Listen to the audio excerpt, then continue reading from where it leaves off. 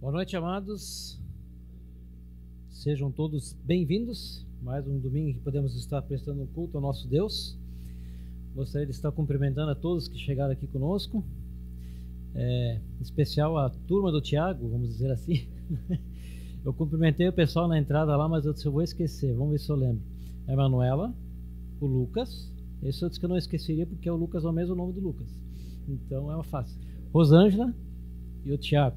Muito bem. Bem-vindos aí. Posso se sentir bem conosco? Uma alegria tê-los aí. Estávamos na expectativa já há algumas semanas, mas que bom que deu vocês chegarem. Sintam-se bem aí, tá? Vamos estar iniciando com uma palavra de oração. Depois eu tenho alguns avisos para dar e a gente dá sequência aqui com as músicas.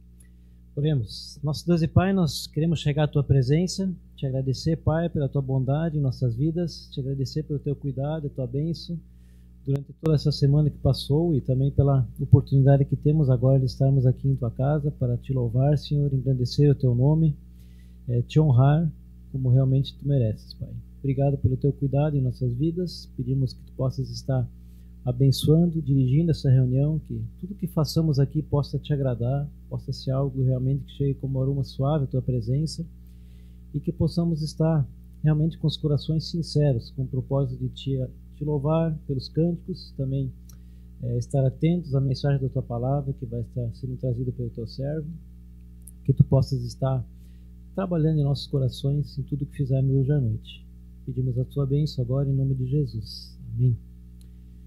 Enquanto a minha equipe de louvor chega à frente, alguns poucos avisos. O Guilherme já colocou aí o aviso do nosso retiro, o reaviso, né? Já estamos falando desse retiro aí há algumas semanas, do dia 3, 4 e 5 de outubro. E ainda bem que a Amanda colocou Ivoti atrás de Monte Sinai, né? Senão a viagem seria longa, né? Mas é aqui em Ivoti, a casa de retiros Monte Sinai. O diretor é aquele que está ao fundo, pastor Roberto Carlos. Então, prepare-se, esteja já se aprontando para poder estar junto conosco nesse tempo. Vai ser um tempo bem agradável, gostoso mesmo. E lembrando que desde 2020, na época da pandemia, nós não conseguimos fazer retiros, não saímos mais, né? Então nós estamos retomando a prática e, Deus permitindo, queremos estar novamente, anualmente, tendo o nosso tempo retirados, né? Então vai ser um tempo gostoso. O tema vai ser esse que está ali, lidando com emoções negativas na vida cristã. Tem 4 subpontos, são 4 preleções, então com certeza vai ser bem proveitoso. Todos serão bem-vindos, certo? Inclusive, após o culto, nós organizamos uma cantina bereana. O que é a cantina bereana? Para que ela serve? Cantina todos já imaginam que seja, né? É para lanches. Então é para venda de lanches. E essa venda de lanches, ela tem o propósito de nos ajudar a angariar fundos e recursos para o retiro, para diversas finalidades que envolvem o retiro. Auxílio de algumas pessoas, talvez redução de preço, enfim, é para isso que vai servir as nossas cantinas daqui até lá. Então, se você quiser colaborar, fica à vontade, logo após o culto estaremos tendo lá o nosso tempo de cantina, certo? Vamos nos colocar em pé, amados. Vamos dar início então com o nosso tempo de louvor.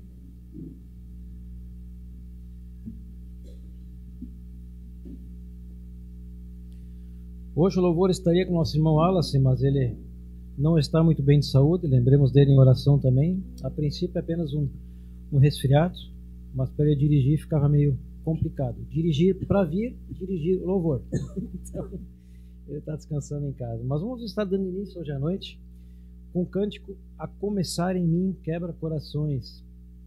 E a letra desse cântico fala realmente sobre que possamos estar de corações quebrantados com um propósito, para sermos um, né? Para podermos estar unidos, como assim Deus é para conosco. E para que onde há frieza, que haja amor, como diz o cântico, onde há ódio, perdão, e para que nós possamos estar como corpo de Cristo, crescendo assim rumo à perfeição, né? Vamos estar cantando esse cântico então, A Começar em Mim.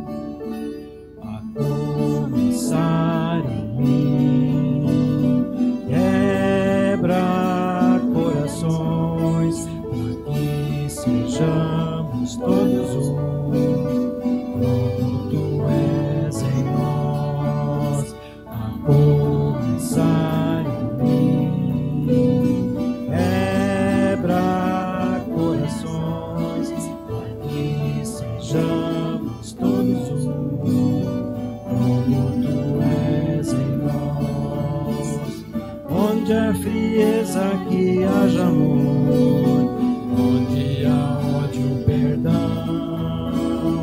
para que o teu corpo cresça assim, tua perfeição, a começar em mim. Quebra corações, para que sejamos todos um, como tu és em nós, a começar em mim.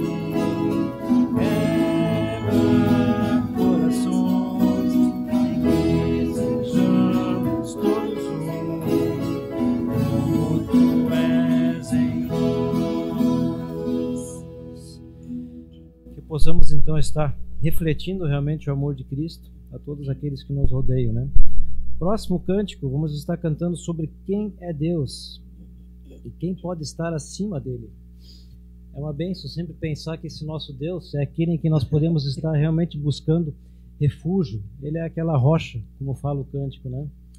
Ele nos treina para lutar, nos treina para viver e conduzir a nossa vida. Se o fizermos dentro da sua vontade, com certeza nós seremos bem-sucedidos. Então é esse Deus que nós queremos estar louvando agora. Ele é força, é proteção, é torre de libertação.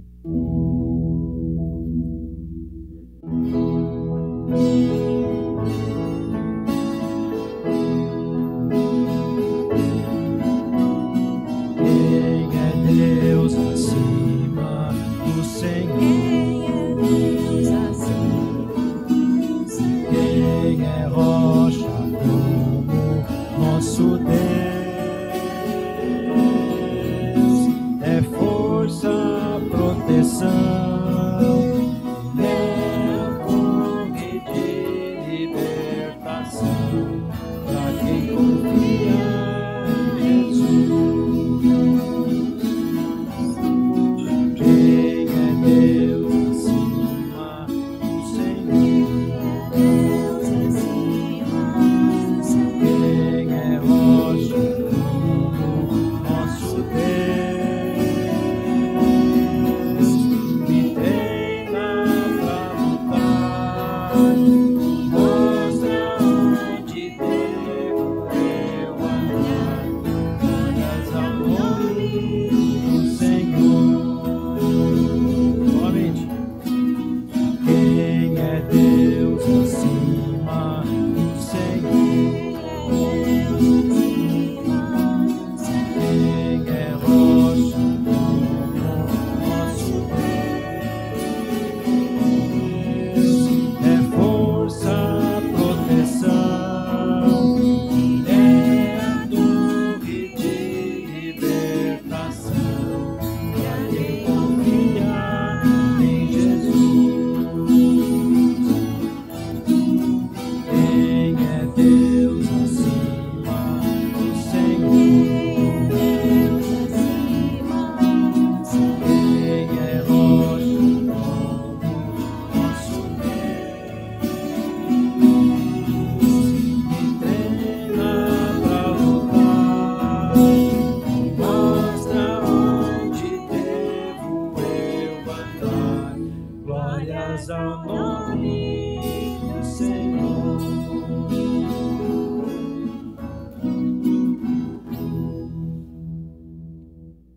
Ele mostra onde nós devemos andar, onde nós devemos estar caminhando. Como eu estava comentando, se nós andarmos e caminharmos, vivermos a nossa vida buscando sempre a vontade dele, sempre seremos bem-sucedidos. E esse nosso Deus também é nosso eterno Deus. E nossos dias, nossa vida toda está nas mãos desse eterno Deus. E vamos estar cantando sobre isso. Esse Deus que surgiu antes da criação e antes da criação do mundo, também podemos estar tendo a possibilidade de sermos escolhidos por Deus para fazermos parte da sua família, estarmos com Ele um dia nos céus. Então vamos louvar a Deus com esse cântico.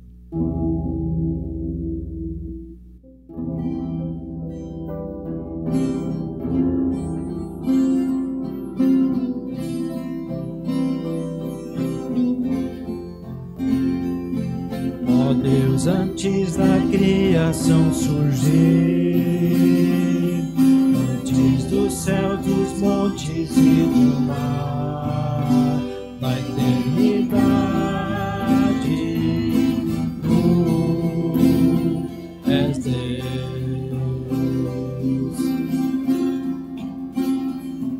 Vivemos sob a imensidão dos céus, 1000 anos são um dia para ti, na eternidade.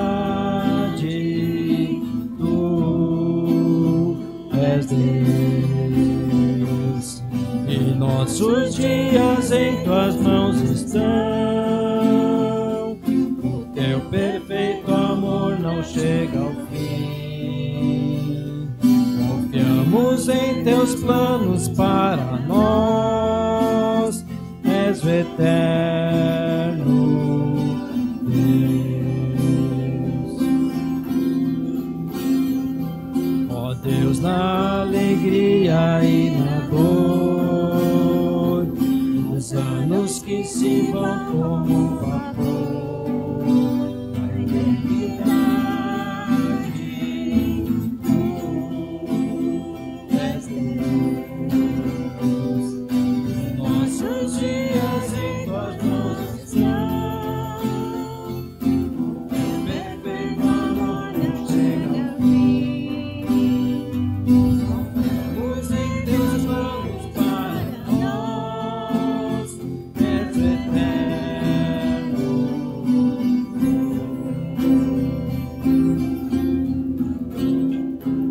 Ó Deus, nos conheces nosso andar, e pela graça tudo levarás. Nos satisfaz em teu amor leal. Confirma nossas obras, ó Senhor, da eternidade.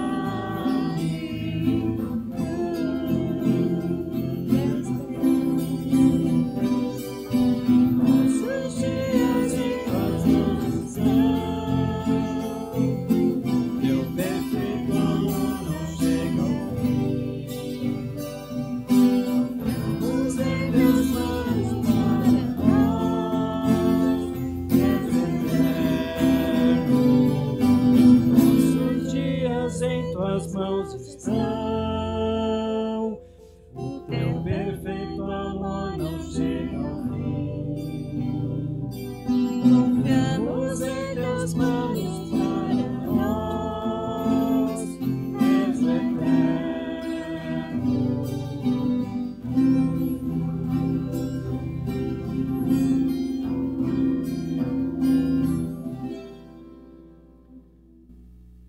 Quando nós cantamos, confiamos em teus planos para nós. Será que a gente pode estar realmente afirmando isso? Confiamos realmente nos planos de Deus para nós? Como eu estava dizendo, né? Andarmos, buscarmos caminhar, buscando sua vontade. E aí, sim, nós estamos confiando nos planos dele para nós. Às vezes é difícil, né? Tem situações na vida da gente que às vezes parece que nos dão rasteiras, né? Mas Deus está no controle de todas as coisas. E nós temos ouvido sobre isso aqui nas pregações com o pastor Roberto. Nosso Deus, ele está no controle de todas as coisas, e todas as coisas contribuem para os seus propósitos. Então, mesmo aquelas que nós muitas vezes não entendemos, esse é o nosso eterno Deus. E o último cântico que nós vamos estar cantando, que na verdade é um hino, ele fala sobre a fidelidade desse Deus.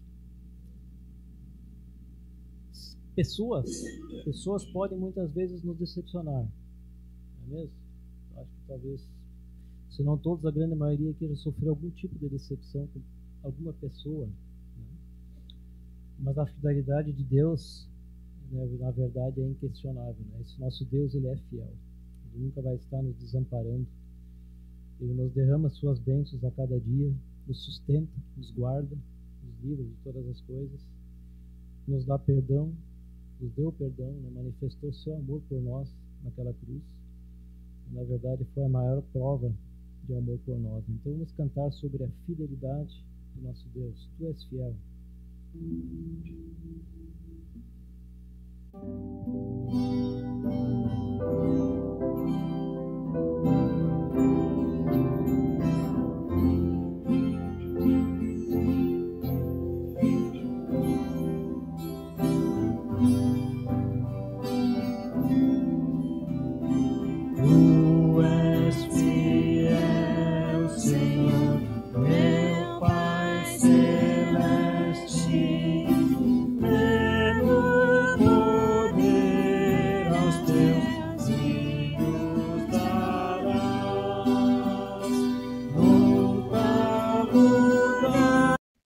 Senhor, faltaste ao povo, és tu, sempre serás. Tu és fiel, Senhor, tu és fiel, Senhor, dia após dia, com bênçãos sem fim. Tua mercê me sustenta e me guarda. Tu és fiel, Senhor, fiel. Pelo perdão tu dás paz, segurança. Sol, tua estrela no céu tudo criaste na terra e nos ares, todo o universo vem pois te louvar. Tu és fiel, Senhor, tu és fiel, Senhor, dia após dia, com bênçãos sem fim. Tua mercê me sustenta e me guarda. Tu és fiel, Senhor, fiel. Pleno perdão, paz, segurança. Cada momento me guia, Senhor, e no porvir, ó, que doce esperança, desfrutarei do teu rico favor. Tu és fiel, Senhor, tu és fiel, Senhor, dia após dia, com bênção sem fim. Tua mercê me sustenta e me guarda. Tu és fiel, Senhor, tu és fiel, Senhor, tu és fiel, Senhor, fiel.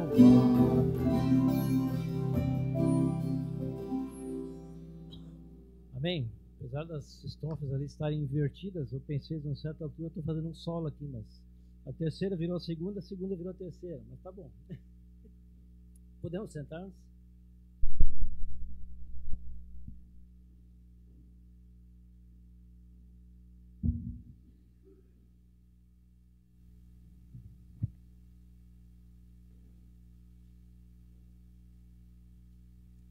Vou chamar o pastor então à frente, para estar tendo o nosso tempo de meditação na palavra.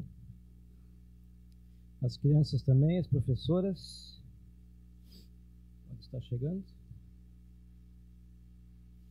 As crianças, cadê as crianças?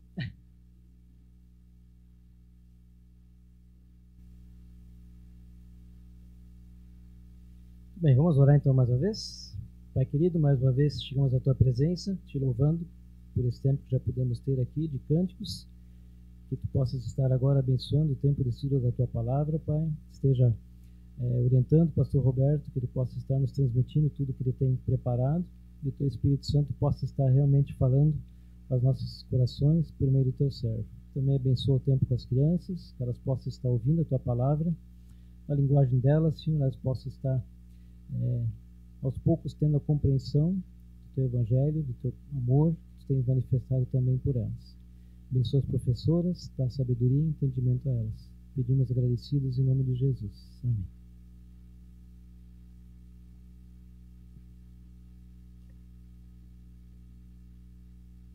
Do Tiago e da sua família, é muito bom recebê-lo aqui.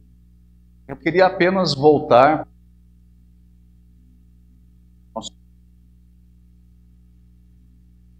preparando nosso retiro no início de outubro, então agora estamos há um pouquinho de um mês, lá naquele local que os irmãos conhecem, Ivoti, e eu tenho absoluta certeza que vai ser um tempo de bênção para as nossas vidas, para a vida da igreja. E nós vamos estar tratando neste retiro alguns assuntos do aconselhamento, do aconselhamento bíblico, né? Então nós vamos falar um pouco sobre depressão, nós vamos falar um pouco sobre ira pecaminosa, nós vamos falar um pouco sobre contentamento, talvez sobre satisfação. Então, são questões com as quais todos nós precisamos lidar frequentemente. E a Bíblia, ela nos instrui como lidar nessas áreas na nossa vida, nessas áreas do aconselhamento. Então, eu estou com bastante expectativa de poder ter esse tempo, né, com a igreja. Nós louvamos a Deus que nós conseguimos a transferência desse retiro para outubro, porque o retiro estaria acontecendo no final de semana que vem. Mas nós conseguimos a transferência, conseguimos uma vaga lá na casa de retiros, então vai ser em outubro. Se prepare, como foi lembrado, né, nós vamos começar hoje a cantina aqui para conseguirmos levantar ainda alguns recursos, porque alguns irmãos talvez não tenham condições de pagar toda a diária do retiro lá. Então nós estamos fazendo algumas campanhas para poder ajudar, né, para que ninguém deixe de participar do retiro. Todos estejamos lá participando, nos encorajando, nos desafiando e aprendendo também mais do Senhor, da sua palavra. Muito bem, irmãos, nós estamos aqui já há quase um ano tratando do assunto de providência divina. Eu estava lembrando disso porque o ano passado, neste mês de agosto, nós não estávamos aqui, lembram? Nós estávamos visitando nossa filha, nosso genro lá na África, nossa netinha. E aí, quando voltamos, o ano passado foi aquele ano das inundações, né? Então, Deus me deu orientação de começar a tratar sobre esse assunto, providência divina. E nós estamos aí quase um ano, né? Eu comecei em setembro. O meu sermão hoje vai ser o sermão de número 28. E nós viemos percorrendo este assunto que é bastante profundo nas Escrituras, bastante complexo. E neste momento aqui nós estamos lidando com um aspecto da soberania, da providência divina, que é muito importante a gente prestar atenção e que Deus traga iluminação para o nosso coração, para nós entendermos isso. E nós íamos fazendo essa caminhada. Então, no primeiro bloco, nós falamos sobre a providência divina em relação à criação, né? E aí falamos muito sobre a natureza, a criação e como todas essas coisas, todo esse universo está nas mãos e no governo providencial de Deus. Depois nós falamos sobre o diabo, Satanás, as suas obras demoníacas e como o governo de Deus está sobre o diabo e os seus demônios. E por fim, agora no último bloco, nós estamos falando aí sobre a providência divina nas circunstâncias da vida. E certamente aqui e ali nós vamos nos defrontar com esse tema, porque está relacionado às nossas experiências, às experiências da vida. E nós estamos então neste ponto. Nós já falamos aí sobre a providência divina no contexto da incredulidade humana. Já falamos sobre a providência divina no contexto das escolhas pecaminosas que os homens fazem. Já falamos da providência divina sobre o querer e o fazer humanos. em relação a isso. Já falamos sobre a providência divina em relação ao sucesso e o fracasso nas obras humanas. E nós começamos então, na semana passada, a falar sobre a providência divina no contexto da família. E eu vou ainda demorar mais algumas semanas tratando deste assunto, a providência divina no contexto familiar, especialmente no contexto de famílias que estão colapsadas, que estão talvez arrasadas sobre muitos aspectos, e como opera o governo divino nessas circunstâncias. E na semana passada, introduzindo esse tema, nós começamos a olhar para a experiência de Hófine e Finéias. Estão lembrados de quem são esses personagens? Hófine e Finéias, eles eram filhos do sacerdote Eli, lá do Antigo Testamento. Nós falamos um pouco sobre a situação dessa família. E esses dois filhos, Hófine e Finéias, eles eram corruptos. Eles eram filhos do sacerdote, mas eles eram corruptos. Eles eram depravados. Eles tinham um mau comportamento. Eles eram desobedientes. Eles não andavam nos caminhos do Senhor.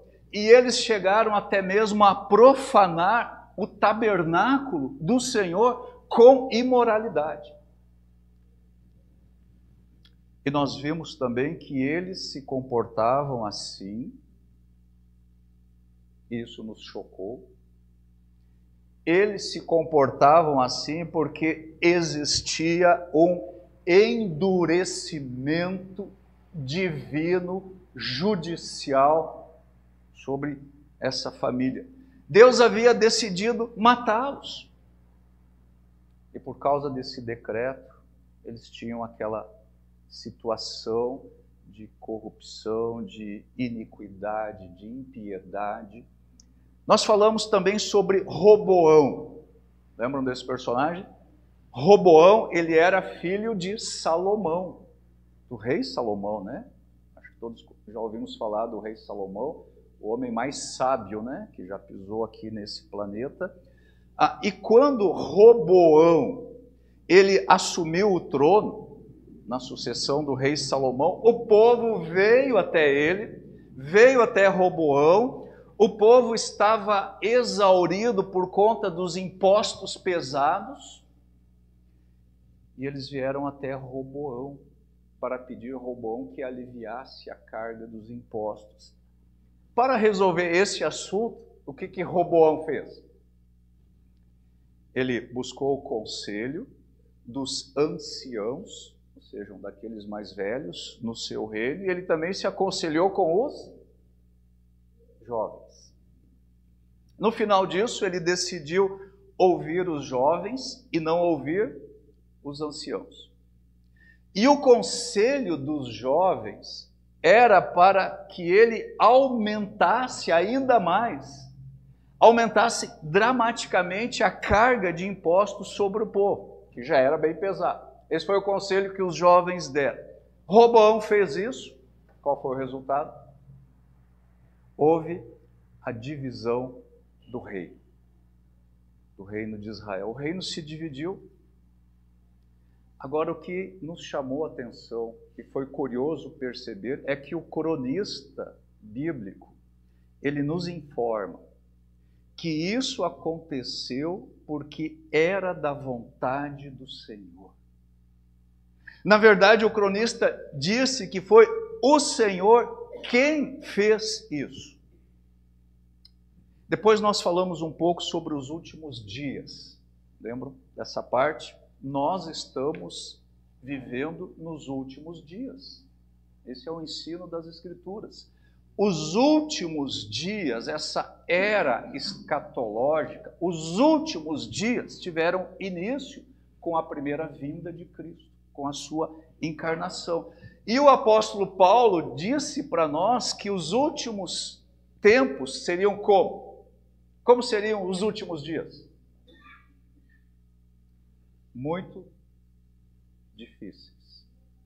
E são esses os dias em que nós estamos vivendo. E a dificuldade dos últimos dias se daria em função de como seriam os homens destes últimos dias. E também pelo avanço da obra demoníaca no mundo. Agora, chamou a nossa atenção que, entre outras coisas, o apóstolo Paulo disse que uma das marcas destes últimos dias é que os filhos seriam desobedientes aos pais. Eu ainda comentei aqui, né? Talvez a gente não esperava ver isso como uma marca dos últimos dias, mas está lá, no ensino do apóstolo Paulo. Os filhos seriam desobedientes aos pais e isso afeta diretamente as famílias. Mas a esperança que nós temos, vindo das Escrituras, é que a providência divina, ou seja, o governo providencial de Deus, a sua vontade soberana, a providência divina exerce o seu governo sobre a vida de filhos desobedientes. E isso nos mostra que a providência divina também abrange a família. Ela está presente na vida familiar. Então é sobre isso que nós estamos falando agora desde semana passada. No último sermão eu destaquei aqui a experiência dos filhos de Eli, Ofne e Finéias.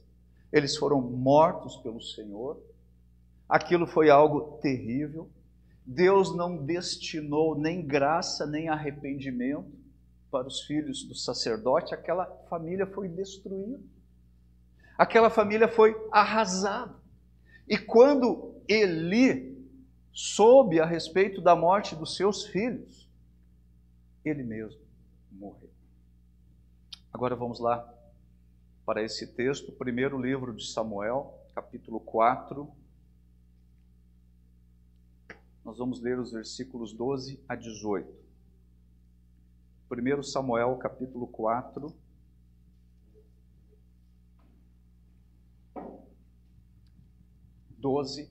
a 18. Eu vou usar aqui a versão NVT, a nova versão transformadora. Ok, começando aí no versículo 12. Um homem da tribo de Benjamim correu do campo de batalha e chegou a Siló ainda naquele dia. Tinha rasgado suas roupas e colocado pó sobre a cabeça. Eli estava sentado numa cadeira ao lado da estrada, esperando para ouvir as notícias da batalha, pois seu coração tremia pela segurança da arca de Deus. Quando o mensageiro chegou e contou o que havia acontecido, gritos ressoaram. Gritos ressoaram por toda a cidade. Eli ouviu os gritos e perguntou: o que é esse barulho todo? O mensageiro correu até Eli e contou-lhe a notícia. Eli estava com 98 anos e já não conseguia enxergar. Acabo de chegar do campo de batalha, disse o mensageiro. Fugi de lá hoje mesmo. Eli perguntou: o que aconteceu, meu filho? O mensageiro respondeu: Israel foi derrotado pelos filisteus e o povo foi massacrado. Seus 2 filhos, Ofne e Finéias, também morreram. E a arca de Deus foi tomada. Quando ele mencionou o que havia acontecido com a arca de Deus, Eli caiu da cadeira para trás, ao lado do portão, quebrou o pescoço e morreu, pois era velho e pesado. Havia sido juiz em Israel durante 40 anos. Que desgraça na vida dessa família. Deus havia decidido matar os filhos do sacerdote. Eles foram mortos no mesmo dia na batalha. E quando a notícia chegou até o pai, outra tragédia se abate. Ele cai da cadeira, quebra o pescoço e morre. Que desgraça. Mas o pecado e a morte dos filhos de Eli, dessa família aqui, isso não foi o único colapso familiar trágico na história de Israel. Talvez o mais famoso de todos os desastres familiares foi a rebelião daquele filho de Davi chamado Absalão. Ele se voltou contra o seu próprio pai. E esse drama nas Escrituras é um drama muito doloroso. E no final, Davi, ele clama pela vida do seu filho. Essa é uma história que é comovente. E essa história, ela começa a ser relatada no segundo livro de Samuel, no capítulo 13. Absalão, que era um dos filhos de Davi, este nome, Absalão, sabe o que significa no hebraico esse nome? Absalão, pai de paz. Ab é pai, Salão, no hebraico é Salom, que é paz, Shalom, que é paz. Absalão, ele foi o terceiro dos 6 filhos de Davi. A sua mãe se chamava Maaca. Absalão nasceu em Hebrom. E Absalão, ele tinha um temperamento passional. Ele assassinou seu irmão Aminon quando ele descobriu que o seu irmão tinha violentado a sua irmã Tamar. Absalão, ele era famoso pela sua beleza, pelos seus cabelos longos. Quando nós pensamos na família de Davi, no seu reinado, o que chama a nossa atenção é o fato de que tanto no reino davídico, como na família de Davi, havia muita instabilidade, muitas tensões, muitos sofrimentos nesta família. E nós estamos falando da família de Davi, do rei Davi, daquele que a Bíblia diz tinha o coração segundo Deus. Ele era um homem segundo o coração de Deus. Quem é aqui que não se lembra daquele caso rumoroso do adultério de Davi com Batseba? Do estupro que Aminon cometeu com a sua irmã Tamar? Do assassinato de Aminon pelo seu irmão Absalão? Ele matou o seu irmão. Você quer mais tragédias familiares que estas que aconteceram na família de Davi? Agora eu vou resumir rapidamente aqui a vida de Absalão. Você encontra a história de Absalão aí nos capítulos 13 a 18 do segundo livro de Samuel. Ok, Davi cometeu adultério com Batseba, ele se arrependeu do seu pecado, ele foi perdoado, ele também mandou assassinar o marido de Batseba, Urias. Ele foi perdoado por Deus, ele se arrependeu do seu pecado e ele foi perdoado. Mas muitas vezes acontece que as consequências do pecado permanecem, apesar de ter havido um arrependimento sincero. É como diz aquela figurinha do WhatsApp: é raro, mas acontece muito. Davi foi perdoado por Deus, ele se arrependeu. Nós temos a sua confissão no Salmo 51 e nós temos a sua confissão no Salmo 32. Ele se arrependeu, ele foi perdoado, mas ele não escapou das consequências turbulentas em sua própria família. No caso do estupro aí de Tamar, que era uma das suas filhas, pelo seu filho Aminon, Davi, ele não puniu seu filho. Aminon estuprou a sua irmã e Davi não fez nada a respeito disso. Absalão, que era irmão de Tamar, ele ficou indignado com seu pai. Davi perdeu totalmente a credibilidade diante de Absalão. Absalão ficou totalmente consumido pela raiva. Ele ficou muito ressentido com o seu irmão Aminon e com o seu pai Davi. Ele quis se vingar de Aminon e, por fim, ele assassinou o seu irmão. E depois disso, de ter matado o seu irmão, Absalão se exilou por 3 anos. Ele fugiu para um lugar chamado Gesur. Gesur era uma cidade que ficava ao leste do Mar da Galileia. Ele foi para lá porque, segundo a lei, o crime que ele cometeu de assassinar o seu irmão resultaria em pena de morte para ele. Então ele fugiu para Gesur, ele ficou lá sob a proteção do seu avô, que era avô também de Tamar, e que era o rei daquele local. Absalão ficou ali por 3 anos, longe do seu pai, e enquanto isso Davi, lá em Jerusalém, estava pranteando a morte do outro filho, Aminon, todos os dias. Depois que passaram 3 anos, Joabe, que era o comandante militar do exército do rei Davi, e era sobrinho do rei, ele convenceu Davi a perdoar Absalão. Eu estou falando rapidamente esses fatos, aí dá para ter uma ideia do contexto familiar dessa família? O problema é que a tensão dentro da família de Davi, ela nunca se dissipou totalmente. Absalão, ao ser perdoado pelo pai, ele então retorna para Jerusalém, e sabe o que ele começa a aprontar? Ele começa a gastar todas as suas energias para tomar o trono de Davi, seu pai. Ele, Absalão, decidiu que ele seria o novo rei de Israel. E então ele passou a tomar ações para subverter o reino.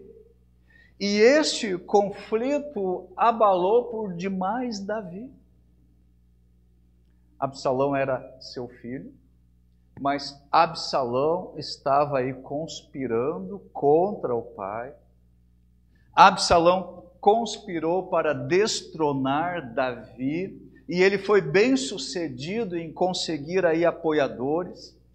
Ele juntou seguidores que estavam descontentes com Davi.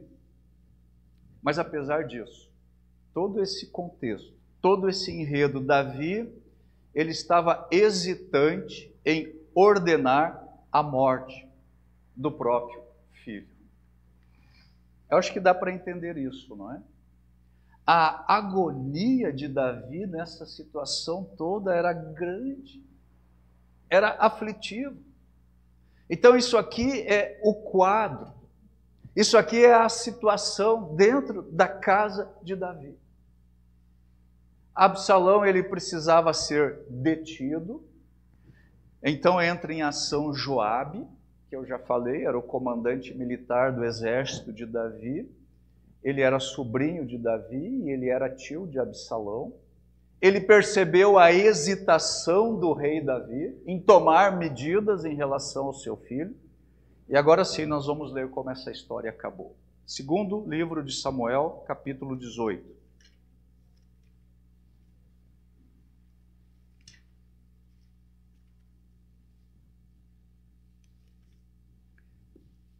Me acompanhe aqui nessa leitura. Aqui nós estamos indo agora para o final da experiência de Absalão. Eu fiz um resumo e agora eu quero mostrar para vocês o que aconteceu. Davi passou em revista os soldados que estavam com ele e nomeou generais e capitães para liderá-los. Em seguida enviou-os em 3 grupos, um sob o comando de Joabe, outro sob o comando de Abisai, irmão de Joabe, filho de Zeruia, e o outro sob o comando de Itai de Gate. O rei disse aos seus soldados: também vou com vocês. Os homens, porém, se opuseram. O Senhor não deve ir, disseram.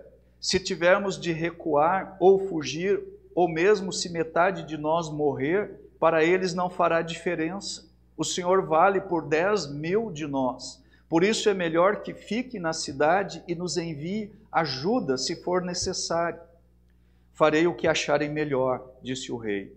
Assim ficou junto ao portão da cidade, enquanto os soldados saíam marchando em grupos de 100 e de 1000. O rei deu a seguinte ordem a Joabe, Abisai e Itai: por minha causa, tratem o jovem Absalão com bondade. Todas as tropas ouviram o rei dar essa ordem a seus comandantes. Então saíram para o campo e a batalha começou no bosque de Efraim. Os soldados israelitas foram derrotados pelos homens de Davi. Houve grande matança naquele dia e 20.000 homens perderam a vida.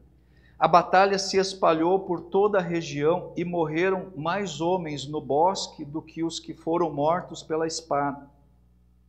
Durante a batalha, Absalão deparou com alguns homens de Davi. Tentou fugir montado numa mula, mas ao passar debaixo dos galhos espessos de uma grande árvore, ficou enroscado neles pela cabeça. A mula continuou a correr e o deixou ali pendurado na árvore. Um dos soldados de Davi presenciou a cena e disse a Joabe: vi Absalão pendurado numa árvore. Você o viu? Perguntou Joabe. E por que não o matou ali mesmo? Eu o teria recompensado com 10 peças de prata e um cinturão de guerreiro. Mas o soldado respondeu a Joabe: eu não mataria o filho do rei nem por 1000 peças de prata. Todos nós ouvimos o rei dizer ao Senhor, a Abisai e a Itai: por minha causa poupem o jovem Absalão. E se eu tivesse traído o rei e matado seu filho, certamente ele ficaria sabendo, e o Senhor seria o primeiro a ficar contra mim. Não vou perder mais tempo discutindo com você, disse Joabe. Então pegou 3 dardos e atravessou com eles o peito de Absalão, quando ele ainda estava vivo, pendurado na árvore. Em seguida, 10 jovens escudeiros de Joabe cercaram Absalão e o mataram. Então Joabe tocou a trombeta e seus homens pararam de perseguir o exército de Israel. Atiraram o corpo de Absalão numa cova profunda no bosque e sobre ela colocaram um monte de pedras, e todos os israelitas fugiram para suas casas. Quando ainda estava vivo, Absalão havia construído para si um monumento no vale do rei, pois disse: não tenho filho para dar continuidade a meu nome. Chamou-o de Monumento de Absalão, como é conhecido até hoje. Então Aimaas, filho de Zadok, disse: deixe-me ir correndo dar ao rei a boa notícia de que o Senhor o livrou de seus inimigos. Não, disse Joabe, não será uma boa notícia para o rei saber que o filho dele morreu. Você pode servir de mensageiro em outra ocasião, mas não hoje. Então Joabe disse a um etíope: vá e conte ao rei o que você viu. O homem se curvou diante de Joabe e partiu correndo. Contudo, Aimaas, filho de Zadok, insistiu com Joabe: não importa o que aconteça, deixe-me ir também. Por que você quer ir, meu filho? Disse Joabe. Não haverá recompensa alguma pela notícia. Eu sei, mas deixe-me ir mesmo assim, implorou. Por isso Joabe disse: está bem, pode ir. Então Aimaas pegou o caminho mais fácil pela planície e correu até Maanaim, à frente do etíope. Enquanto Davi estava entre os portões interno e externo da cidade, o guarda subiu até o terraço sobre a porta, junto ao muro. Ao olhar dali, viu um homem correndo na direção deles. Gritou para avisar Davi e o rei respondeu: se está sozinho, traz boas notícias. Quando o mensageiro se aproximou, o guarda viu outro homem correndo na direção deles e avisou: outro homem se aproxima. E disse o rei: também traz boas notícias. O primeiro homem corre como Aimaas, filho de Zadok, disse o guarda. Ele é um homem bom e traz boas notícias, respondeu o rei. Então Ahimaás gritou para o rei: tudo está bem. Curvou-se diante do rei com o rosto no chão e disse: louvado seja o Senhor, seu Deus, que entregou os rebeldes que ousaram se levantar contra o meu senhor, o rei. Versículo 29. E quanto a Absalão? Perguntou o rei. Ele está bem? Ahimaás respondeu: quando Joabe me enviou, havia grande confusão, mas não sei o que aconteceu.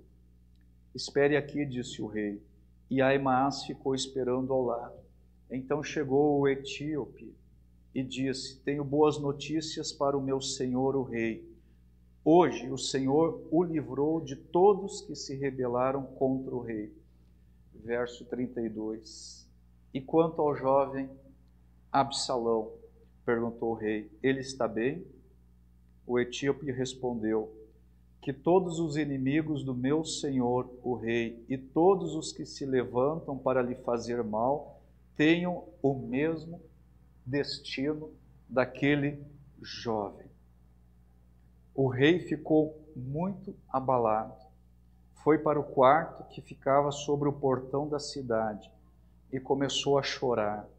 Andando de um lado para o outro, clamava: ah, meu filho Absalão, meu filho Absalão, quem me dera eu tivesse morrido em seu lugar.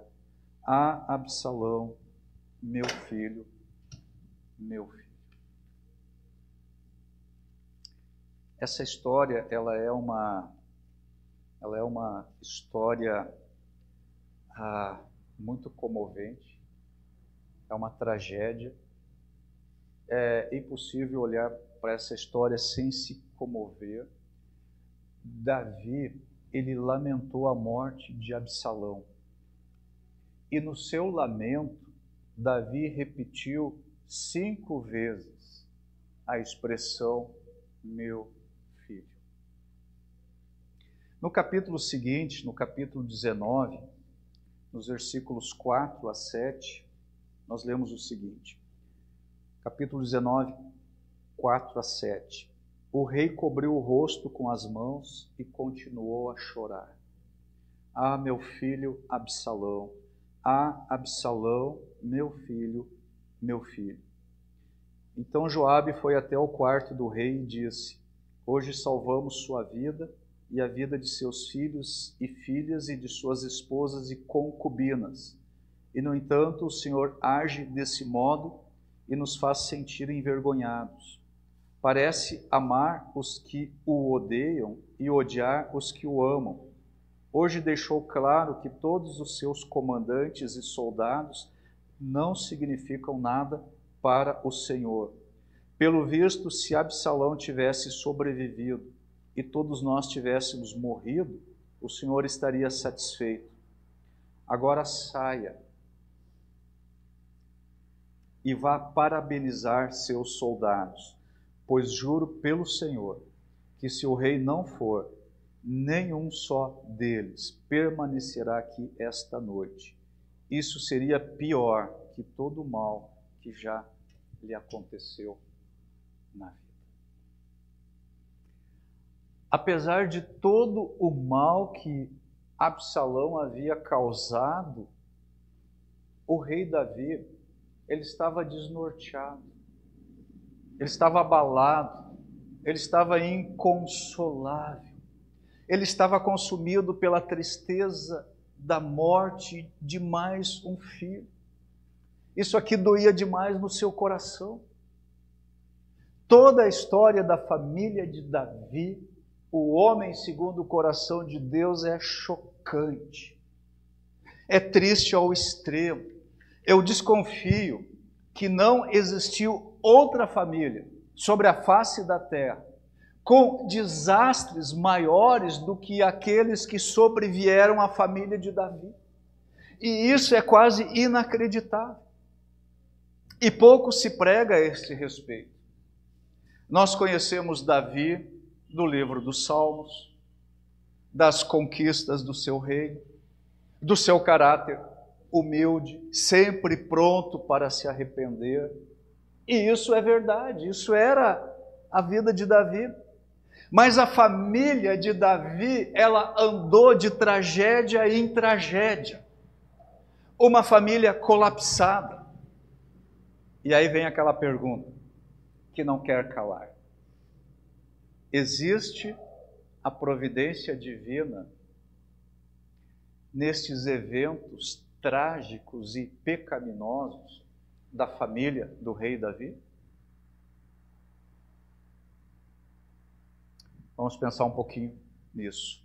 Depois que Davi cometeu aquele adultério com Batseba, e ele então tramou aí a morte do marido dela, Urias, o profeta Natã, ele veio até Davi e ele disse o seguinte para Davi. Segundo Samuel, capítulo 12. Segundo Samuel 12, nós vamos ver os versículos 9 a 12. Segundo livro de Samuel, capítulo 12, versículos 9 a 12. Então o profeta Natã foi até Davi, depois do seu adultério, adultério de Davi com Batseba. E aí Natã diz para ele o seguinte: por que então você desprezou a palavra do Senhor e fez algo tão horrível? Você assassinou Urias, o hitita, com a espada dos amonitas e roubou a esposa dele. Agora preste atenção. De agora em diante, a espada não se afastará de sua família, pois você me desprezou ao tomar para si a mulher de Urias. Assim diz o Senhor: de sua própria família farei surgir seu castigo. Tomarei suas mulheres diante de seus olhos e as darei a outro homem. Ele se deitará com elas à vista de todos. O que você fez em segredo, eu farei acontecer abertamente diante de Israel. Novamente aí o versículo 11, preste atenção nisso aqui. De sua própria família farei surgir o castigo. Em outras versões, eu estou usando aqui a NVT, mas em outras versões, nós lemos o seguinte neste versículo. Na Almeida Revista e Corrigida, diz assim: eis que suscitarei da tua mesma casa o mal sobre ti. A Nova Tradução na linguagem de hoje diz o seguinte: e também afirmo que farei uma pessoa da sua própria família causar a sua desgraça. Na Almeida, século 21, a tradução é: da tua própria família trarei o mal sobre ti. Na Nova Almeida atualizada, a tradução é a seguinte: eis que farei com que de sua própria casa venha o mal sobre você. Na NVI, a tradução é a seguinte: de sua própria família trarei desgraça sobre você. Na Almeida Revista e Atualizada, eis que da tua própria casa suscitarei o mal diante de ti. E aqui na NVT, de sua própria família farei surgir o seu castigo. Então nós temos essas diferentes traduções. E Deus diz através do profeta Natã que é Ele, Deus, quem vai suscitar ou fazer ou trazer o mal, ou a desgraça, ou o castigo sobre a família de Davi. Pergunta: quem era o sujeito da ação nestas frases? Quem faria isso? Quem suscitaria o mal? Deus. O sujeito da ação era Deus. Deus disse no versículo 10: de agora em diante, a espada não se afastará da sua família. O trágico castigo de Davi, ele seria prolongado, ele seria para sempre. A casa de Davi seria afligida continuamente pela violência. E então nós temos 3 filhos de Davi que foram assassinados: Aminon, Absalão e Adonias. Davi havia feito mal à família de outro homem, no caso Urias, e por decreto divino, Davi receberia o mal em sua própria família. E assim Tamar, a sua filha, foi violentada pelo irmão Aminon. Aminon foi assassinado pelo irmão Absalão. E Adonias, que era o filho mais velho de Davi, ele foi assassinado por ordem do seu irmão, o rei Salomão. Não é trágico isso? Absalão assassinou o seu irmão Aminon. Absalão, ele se revoltou contra o seu pai. E Absalão foi assassinado por seu tio Joabe. E antes disso tudo acontecer, o filho do adultério de Davi com Batseba, o que aconteceu com ele? Morreu. Ele não sobreviveu. O Senhor o fez adoecer gravemente. Aí no capítulo 12, versículo 15, 2 Samuel 12, 15, depois que Natã voltou para casa, o Senhor fez adoecer gravemente o filho de Davi com a mulher de Urias. 7 dias depois a criança veio a morrer. Versículo 18, no 7º dia a criança morreu. Os servos de Davi ficaram com medo de contar para ele. Não ouviu nossos conselhos quando a criança estava doente, disseram: se lhe contarmos que a criança morreu, poderá cometer uma insanidade. Tudo isso aí aconteceu em uma mesma família. Isso aqui não é de enlouquecer. Não é de fazer perder a sanidade.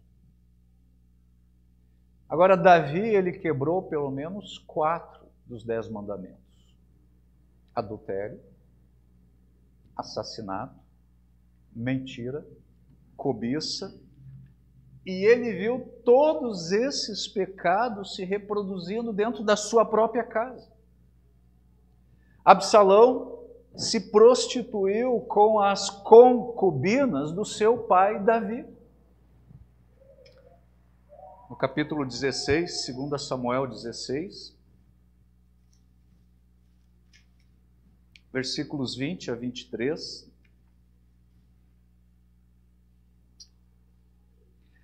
Então Absalão se voltou para Aitofel e perguntou: o que devo fazer agora? Aitofel respondeu: tenha relações com as concubinas que seu pai deixou aqui para tomar conta do palácio. Então todo Israel saberá que você insultou seu pai de tal modo que será impossível haver reconciliação. Isso encorajará os que estão do seu lado. Então armaram uma tenda no terraço do palácio e ali Absalão teve relações com as concubinas de seu pai à vista de todo Israel. Absalão seguiu os conselhos de Aitofel, como Davi tinha feito, pois as palavras de Aitofel pareciam sábias, como se fosse um conselho dado pelo próprio Deus. Então, Absalão, ele manteve relações sexuais com as concubinas do seu pai, e ele fez isso no telhado do palácio. Esse era o lugar mais visível. Ali no telhado foi armada uma tenda para este acontecimento escandaloso. Mas sabe o que era isso aqui? Isso aqui era o cumprimento do julgamento divino que foi pronunciado pelo profeta Natã, que nós lemos lá no capítulo 12. Todo o dano na família de Davi foi causado por Deus. Deus castigou Davi pelo seu pecado. Capítulo 12 aí, versículos 10 e 11. De agora em diante, o profeta Natã disse para Davi: de agora em diante, a espada não se afastará de sua família, pois você me desprezou ao tomar para si a mulher de Urias. Assim diz o Senhor: de sua própria família farei surgir seu castigo. Tomarei suas mulheres diante de seus olhos e a darei a outro homem. Ele se deitará com elas à vista de todos. Quando isso aconteceu? Quando Absalão mandou armar a tenda lá no palácio, no telhado. O que você fez em segredo, eu farei acontecer abertamente diante de todo o Israel. Essa expressão, de agora em diante, literalmente significa para sempre. E foi assim. Davi, ele se arrependeu. Davi foi perdoado dos seus pecados, mas a retribuição justa pelos seus pecados não foi inteiramente cancelada. Davi sofreu os resultados disciplinares do seu pecado. E isso aconteceu de modo publicamente visível. Isso aconteceu dentro da sua família e foi o Senhor quem fez isso. A providência divina tornou inevitável todos os acontecimentos terríveis que sobrevieram a Davi e a sua família. Agora, todos que estavam envolvidos aí nesta trama de pecados e tragédias, eles eram moralmente culpados. Mas era inevitável que tudo isso, que todas essas tragédias acontecessem, porque o Senhor havia aplicado a sua sentença. E então ela não podia não ser executada. Ok. Em tudo isso aí que eu estou comentando, Davi, ele aprendeu a viver com estas misérias, com as consequências dos seus pecados. Ele sabia que Deus estava envolvido aí em todas as suas tristezas, ele não ignorava isso. Ele sabia que era a vontade soberana de Deus, ou seja, a sua providência divina, que era a causa das suas mazelas familiares. Mas agora preste atenção. Davi descobriu algo muito impressionante nisso tudo, no meio de todos esses dissabores familiares, dessas tragédias. Ele descobriu algo muito importante para a sua vida, para a sua experiência com o Senhor. E talvez, estou eu convencido, talvez tenha sido essa descoberta que o levou a perseverar nos caminhos do Senhor, a ser alguém humilde, a ser alguém pronto a se arrepender, no meio de tanta dor, de tanto sofrimento. Ele fez uma descoberta extraordinária. Você gostaria de saber que descoberta foi essa? Então eu convido você para voltar aqui no próximo domingo. Nós vamos continuar desse ponto. Isso aqui é que nem as séries dos streamings, né? O episódio que encerra, né, deixa a gente assim, tentando adivinhar o próximo. Na próxima semana nós vamos continuar vendo esse aspecto aqui da providência de Deus na vida de Davi, no contexto da sua família e como esse homem que sofreu o castigo de Deus na sua família, como ele conseguiu até o final da sua vida viver de modo a agradar o Senhor. E ser este homem conhecido por todos nós, ao final de tudo, é isso que nós sabemos de Davi, né? Ele era um homem segundo o coração de Deus. Convido vocês então a voltarem aqui todos, para a gente continuar na semana que vem, vendo o desdobramento aqui desta situação na experiência de Davi e de sua família.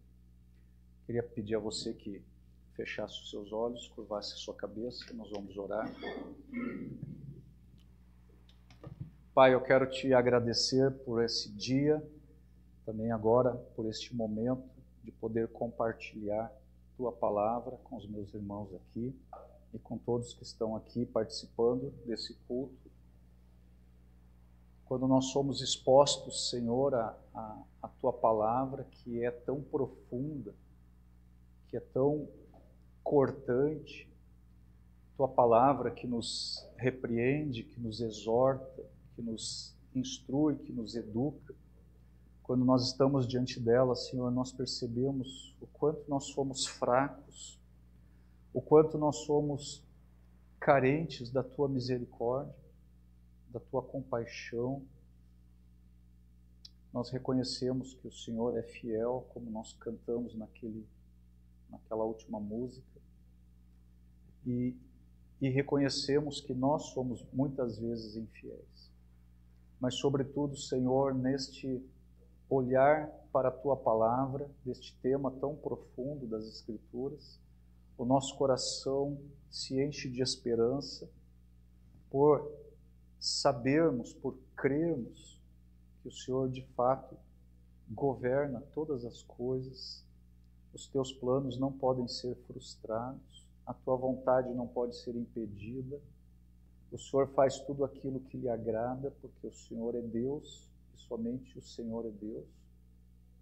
E nós estamos vendo, Senhor, que mesmo no contexto de famílias muitas vezes colapsadas, desestruturadas, arruinadas, mesmo nesses contextos, a tua vontade soberana e o teu agir e o teu governo também estão presentes na vida destas famílias. Vimos aqui com Davi, estamos olhando ainda para a sua experiência tão difícil, mas nós sabemos que o Senhor também trouxe graça ao coração de Davi, que o Senhor também o firmou na sua fé e que ele podia ter uma comunhão tão profunda, tão preciosa com o Senhor.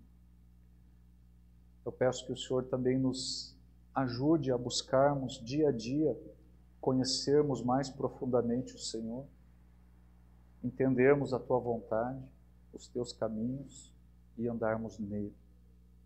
Nós queremos adorar o Senhor e glorificar o seu nome. Abençoe-nos, Senhor, no restante desta noite, em toda essa semana. Eu peço que o Senhor nos livre de todo o mal, que o Senhor nos guarde de pecar, que o Senhor continue a nos aperfeiçoar e nos fazer mais semelhantes à pessoa do nosso Salvador Jesus Cristo, em nome de quem nós oramos neste momento. Amém.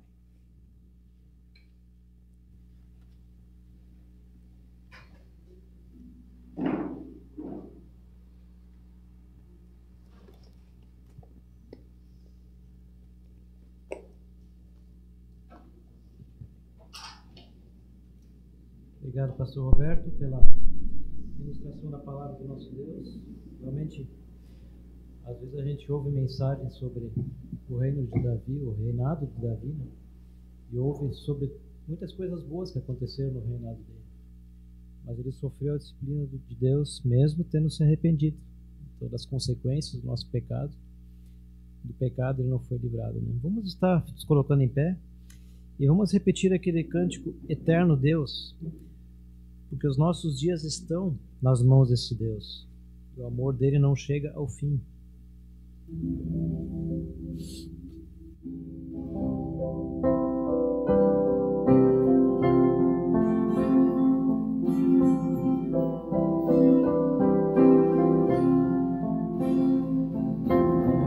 Antes da criação surgir, antes dos céus, dos montes e do mar, a eternidade, és Deus.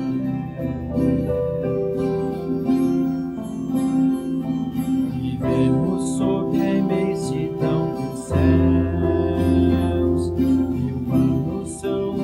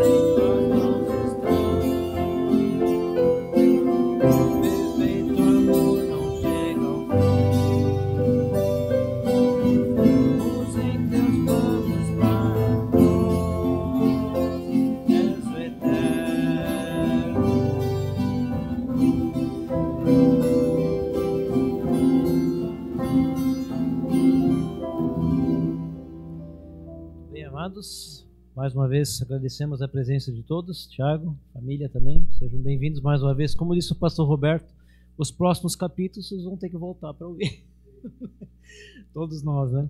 Mas possamos ter um tempo ainda de comunhão aqui, tem a cantina bereana ali ao lado, a preços módicos, pode ser dinheiro, Pix, né? E como eu trabalho com Uber, os passageiros me dizem assim, posso deixar para a próxima? A próxima semana até a gente aceita, tá? Fique à vontade, Deus abençoe.